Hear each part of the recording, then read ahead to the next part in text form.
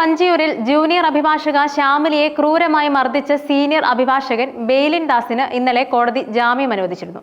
ജാമ്യം കിട്ടി പുറത്തിറങ്ങിയ ശേഷം ഇയാൾ മാധ്യമങ്ങളോട് ക്ഷുഭിതനായി പ്രതികരിച്ചിരുന്നു. ചെയ്യാത്ത കുറ്റം ഞാൻ ഏൽക്കില്ല, ഞാൻ അഭിഭാഷകയെ മർദ്ദിച്ചിട്ടില്ല, ഇതിന് പിന്നിൽ പ്രവർത്തിച്ച എല്ലാവരും പുറത്തുവരും, ഇതായിരുന്നു ബെയിലിന്റെ വാക്കുകൾ.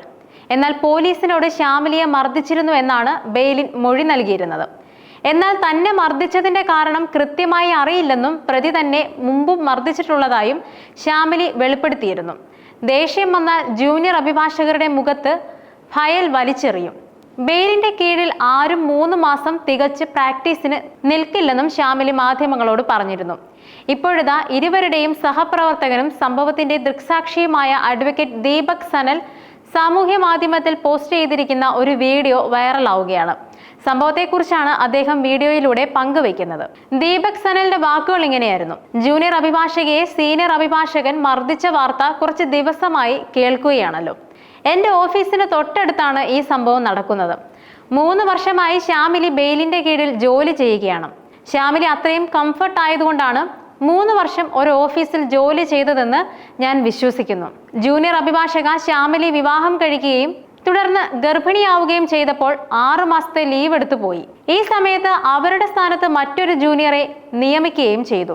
6 മാസം കഴിഞ്ഞ് ശ്യാമിലി ഓഫീസിൽ തിരിച്ചെത്തിയപ്പോൾ പുതിയ ജൂനിയർ അഭിഭാഷകനുമായി ഈഗോ ക്ലാഷ് ഉണ്ടായി.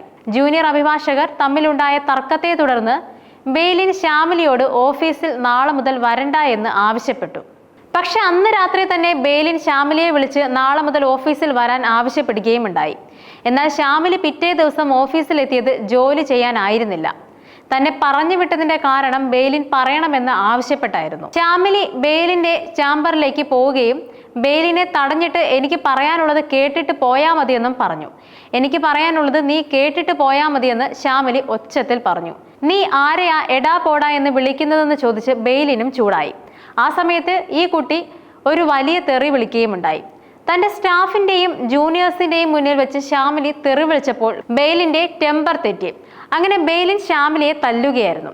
ശ്യാമിലിയും ബെയിലിനും തിരിച്ചും ആക്രമിച്ചു. ആ സമയത്ത് ബെയിലിന്റെ കണ്ണട തെറിച്ച് താഴേക്ക് വീണു. കണ്ണട തെറിച്ച് വീണതോടെ ബെയിലിന് കണ്ണു കാണാൻ വയ്യാത്ത അവസ്ഥയായി. ആ ഒരു സാഹചര്യത്തിൽ അയാൾ ഉപയോഗിച്ച ഫോഴ്സ് കൂടിപ്പോയി. അങ്ങനെയാണ് മുഖത്ത് ആ പാടുണ്ടായത്. എന്തൊക്കെയായാലും ബെയിലിൻ ചെയ്തത് തെറ്റു തന്നെയാണെന്ന് ഞാൻ സമ്മതിക്കുന്നു. പക്ഷെ ആ സംഭവത്തിലേക്ക് നയിച്ച കാരണം ഇതാണ്: സീനിയർ അഭിഭാഷകർക്ക് എത്ര ദേഷ്യം വന്നാലും ജൂനിയർ അഭിഭാഷകരോട് ഇത്തരത്തിൽ പെരുമാറരുത് എന്നാണ് എനിക്ക് പറയാനുള്ളത്. മെയ് 13 ഉച്ചയ്ക്ക് 12:30 വഞ്ചിയൂർ മഹാറാണി ബിൽഡിംഗിലുള്ള ഓഫീസിൽ വെച്ച് ബെയിലിൻ ശ്യാമിലിയെ മർദ്ദിക്കുന്നത്. സംഭവം കണ്ടു നിന്നവർ ആരും തന്നെ അടുത്തേക്ക് വരികയോ മർദ്ദനം തടയുകയോ ചെയ്തില്ലെന്നും ശ്യാമിലി നേരത്തെ തന്നെ വ്യക്തമാക്കിയിരുന്നു. സംഭവത്തിൽ ഒളിവിൽ പോയ ബെയിലിൻ ദാസിനെ കഴിഞ്ഞ വ്യാഴാഴ്ചയാണ് തിരുവനന്തപുരം സ്റ്റേഷൻ കടവിൽ വെച്ച് തുമ്പ പോലീസ് പിടികൂടിയത്.